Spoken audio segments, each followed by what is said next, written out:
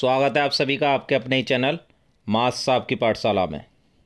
इस वीडियो में हम देखेंगे निष्ठा FLN 3.0 के अंतर्गत मॉड्यूल 6 विद्या प्रवेश एवं बाल वाटिका की समझ। इसके आकलन भाग के सभी 40 प्रश्न देखेंगे। आपके 20 प्रश्न आएंगे, किंतु वो 20 प्रश्न किसी भी सीरीज में नहीं होंगे। इन 40 में से ही कोई 20 प्रश्न हो सकते हैं और उनके ऑप्शन का भी क्रम ऊपर नीचे होगा। तो आपको वीडियो ध्यान से देखना है और आपको उनके ऑप्शन देखकर आंसर देना है। ये हिंदी भाषी सभी राज्यों के लिए है। विद्या प्रवेश एवं बाल वाटिका की समझ। प्रश्नोत्तरी भाग। DIY से क्या तात्पर्य है? तो यह है डू इट योरसेल्फ, स्वयं करें। फोर्थ ऑप्शन सही है। कौन सा संघटक भाषा और साक्षरता को उसके पूर्ण रूप में व्यक्त करता है? तो मौखिक, पढ़ना एवं लिखना। इसका फोर्थ ऑप्शन सही है। विकासात्मक लक्ष्य 1 के अंतर्गत आने वाले कौशल एवं अवधारणाएं कौन सी हैं? 3 विकासात्मक लक्ष्य हैं। पहला है हेल्थ एंड वेलबींग, दूसरा आपका इफेक्टिव कम्युनिकेटर और तीसरा इंड्यूस्ड लर्नर। तो पहला है स्वयं के प्रति जागरूकता, सामाजिक रूप से वांछनीय व्यवहार, स्वास्थ्य, पोषण, स्वच्छता, स्वयं की सुरक्षा एवं गत्यात्मक कौशल। इसका थर्ड ऑप्शन सही है। विद्या प्रवेश कार्यक्रम स्कूलिंग के किस स्तर के बच्चों के लिए तैयार किया गया है? तो विद्या प्रवेश किया गया है कक्षा 1 में प्रवेश लेने वाले बच्चों के लिए। थर्ड ऑप्शन सही है। गतिविधियों, वर्कशीट एवं चित्रों के संदर्भ में शिक्षकों को किस तरह की स्वतंत्रता दी जानी चाहिए? तो उन्हें संशोधित करने एवं प्रासंगिक बनाने के संदर्भ में। फोर्थ ऑप्शन सही है। बाल वाटिका कार्यक्रम स्कूलिंग के किस स्तर के बच्चों के लिए निर्मित है? तो पूर्व प्राथमिक स्तर पर 3 कक्षाओं को प्रावधान है NEP में। तो जो तीसरा स्तर है पूर्व प्राथमिक स्तर 3 के बच्चों के लिए बाल वाटिका का नाम दिया गया है। बच्चों के विकास का मूल्यांकन करने एवं उसका रिकॉर्ड रखने के लिए मूल्यांकन संबंधी कार्य योजना असेसमेंट शेड्यूल के कितने सत्रों के बारे में सुझाया गया है? तो इसमें 3 सत्रों के बारे में सुझाया गया है। इसका थर्ड ऑप्शन सही है। राष्ट्रीय शिक्षा नीति 2020 शुरुआती कक्षाओं में बच्चों को किस प्रकार के क्रियाकलाप के अवसर दिए जाने की बात करती है? तो सृजनात्मक, जिज्ञासात्मक, आयु एवं विकास के अनुरूप। इसका फोर्थ ऑप्शन सही है।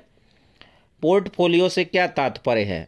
पोर्टफोलियो है प्रत्येक बच्चे के द्वारा किए जाने वाले कार्यों का संकलन। तो इसमें फोर्थ ऑप्शन सही है। बच्चों को वर्कशीट कब दी जानी चाहिए? जब बच्चे ठोस वस्तुओं या खिलौनों एवं खेल आधारित गतिविधियों का भरपूर आनंद उठा चुके हों। इसका फोर्थ ऑप्शन सही है। विद्या प्रवेश एवं बाल वाटिका कार्यक्रम के अंतर्गत कितने विकासात्मक लक्ष्यों को पूरा या समावेश किया गया है? तो इसमें 3 विकासात्मक लक्ष्य हैं। फर्स्ट ऑप्शन सही है। विद्या प्रवेश एवं बाल वाटिका कार्यक्रम के कार्यान्वयन के लिए निर्धारित दैनिक अवधि कितनी है? तो प्रत्येक दिन 4 घंटे। फोर्थ ऑप्शन सही है। राष्ट्रीय शिक्षा नीति 2020 इस बात का समर्थन करती है कि बच्चों की शिक्षा जारी रहनी चाहिए पूर्व प्राथमिक स्तर से लेकर प्रारंभिक प्राथमिक कक्षाओं तक। तो इसका फोर्थ ऑप्शन सही है। विद्या प्रवेश एवं बाल वाटिका कार्यक्रम के अंतर्गत गतिविधियों तथा वर्कशीट अथवा सीखने सिखाने से जुड़े अनुभवों का विकास किया जाना चाहिए तीनों विकासात्मक लक्ष्यों के इर्द गिर्द। तो इसका फर्स्ट ऑप्शन सही है। पूर्व प्राथमिक स्तर 3 के लिए निर्धारित आयु क्या है? तो इसके लिए है 5+। सेकंड ऑप्शन सही है। साप्ताहिक कार्य योजना से क्या तात्पर्य है? तो 1 सप्ताह में कार्यान्वित की जाने वाली गतिविधियों की दिनवार योजना। तो इसका सेकंड ऑप्शन सही है। निम्नलिखित में से कौन सा दस्तावेज FLN मिशन का एक भाग है? तो विद्या प्रवेश FLN मिशन का एक भाग है। इसका थर्ड ऑप्शन सही है।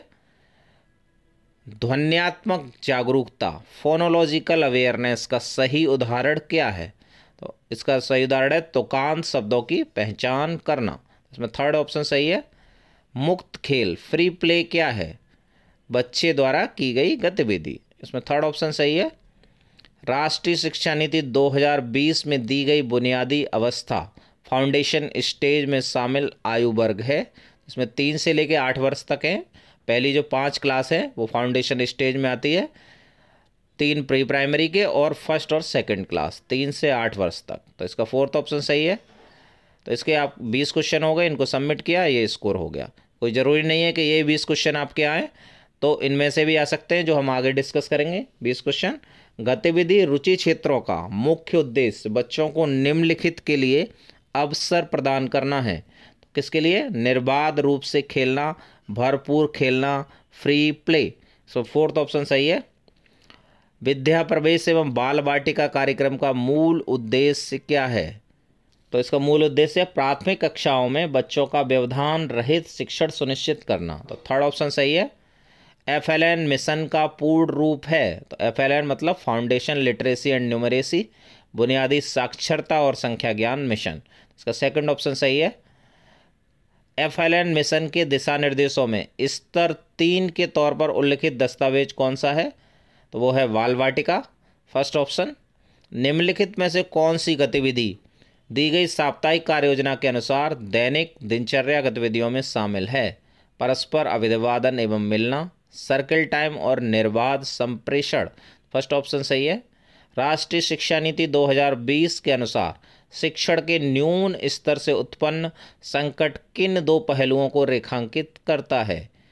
तो मौलिक साक्षरता और संख्या ज्ञान या बुनियादी साक्षरता और संख्या ज्ञान, बुनियादी संख्या ज्ञान और पर्यावरण के प्रति जागरूकता, स्वास्थ्य, खुशहाली एवं संख्या ज्ञान। तो इसमें सेकंड ऑप्शन सही है, बुनियादी साक्षरता और संख्या ज्ञान। विद्या प्रवेश एवं बाल वाटिका कार्यक्रम के अंतर्गत गतिविधियों तथा वर्कशीट अथवा सीखने सिखाने से जुड़े अनुभव आधारित होने चाहिए। तो कौशलों एवं अवधारणाओं पर आधारित होने चाहिए। इसका थर्ड ऑप्शन सही है। बच्चों की एक से अधिक मातृभाषा घर की भाषा होने की स्थिति में शिक्षक से क्या करने की अपेक्षा की जाती है? छात्रों को कक्षा में अधिक से अधिक भाषाओं को अभिव्यक्ति के माध्यम के रूप में उपयोग किए जाने की स्वतंत्रता देना, फर्स्ट ऑप्शन सही है। राष्ट्रीय शिक्षा नीति 2020 में प्री स्कूल 3 के लिए उपयोग की गई पारिभाषिक शब्दावली क्या है? तो प्री स्कूल 3 के लिए हम यूज कर रहे हैं बाल वाटिका, तो सेकंड ऑप्शन सही है। विद्या प्रवेश कार्यक्रम के क्रियान्वयन की अवधि है। तो जो विद्या प्रवेश है वो 3 माह का है, 12 सप्ताह की है इसकी कक्षा 1 के लिए, तो इसका फर्स्ट ऑप्शन सही है। बाल वाटिका कार्यक्रम के क्रियान्वयन की अवधि है तो लेवल 3 का है प्री प्राइमरी पे, तो इसका 1 वर्ष की है, तो इसका सेकंड ऑप्शन सही है। बच्चों को निर्देश किस भाषा में दिए जाने चाहिए?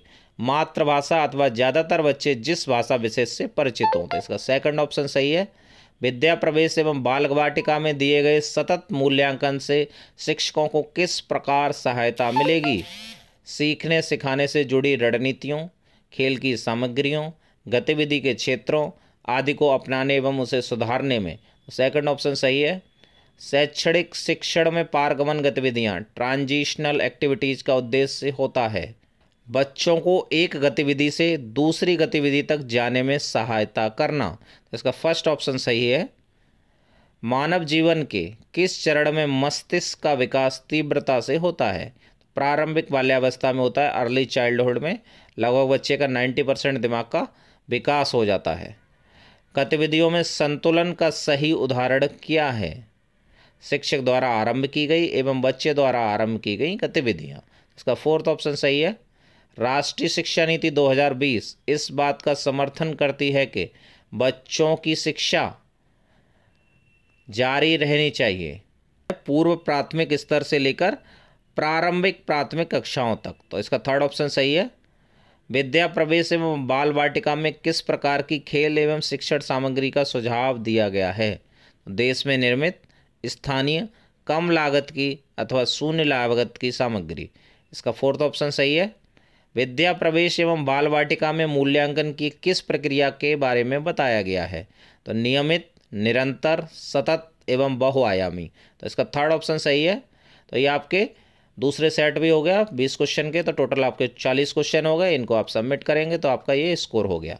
अगर आपके एक अटैम्प्ट में गलती हो जाती है और उसमें आपके 70% से कम मार्क्स आते हैं तो आप सेकंड अटैम्प्ट करिए, लेकिन ये याद रखिए कि आपके पास में 3 अटैम्प्ट हैं, कम से कम आपके 70% मार्क्स होने चाहिए, तभी आपको सर्टिफिकेट जनरेट होगा और तभी सर्टिफिकेट आएगा।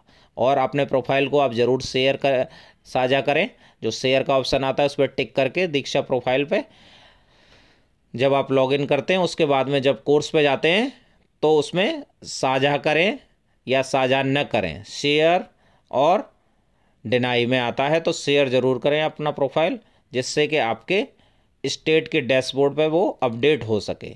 अगर आप चैनल पे नए हैं तो चैनल को सब्सक्राइब कर लें। Thanks for watching.